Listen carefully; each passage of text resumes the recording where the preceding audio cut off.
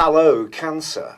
Thank you for joining me for your weekly forecast for week commencing the 13th of March. You're an incredibly capable person. You take on more responsibility than a lot of others. You marshal resources marvellously well. And Saturn's been helping you with those skill sets over the last 2 years to be even more precise and squeeze even more from the assets, time and energy that you have.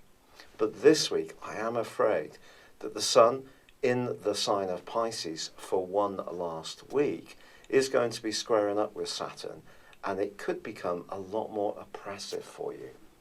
This is because very often you'll see the big picture and where you need to apply those energies, but there's part of you at the moment, and particularly this week, where it may all be closing in on you, and you'd prefer to go off and do what's good for you.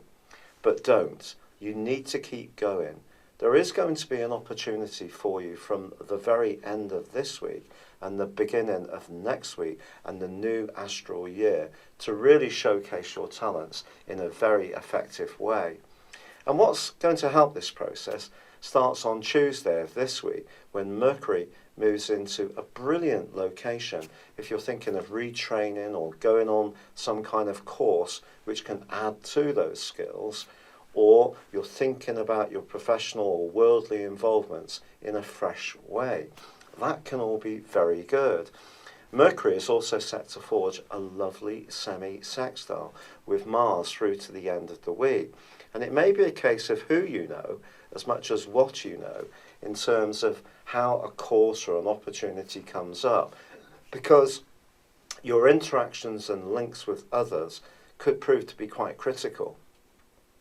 With Mars now also in the friendliest part of your situation, you can have a lot more get-go when it comes to linking up with people and just making sure that you're forging the kind of alliances which can be really productive.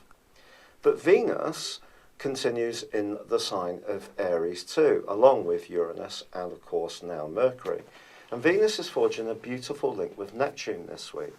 So don't underestimate how important your imagination and creativity can be in terms of how you make progress.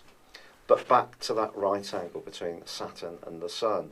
I can't re-skin it in any other way. This is a real toughie. It's one of the harshest of all planetary influences. If we think about it, Saturn is not only about structure, it is about restriction and restraint.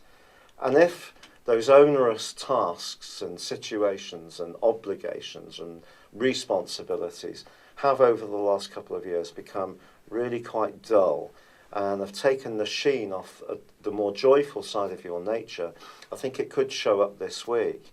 But just plot some kind of move forwards in a way that is achievable, but certainly don't feel that you can be responsible for everyone else or that you can solve all the problems. Jupiter actually is in a big right angle with Pluto still, and this can give us a sense that we can overcome all sorts, and in a sense it can be a very good aspect as long as we don't bite off more than we can chew.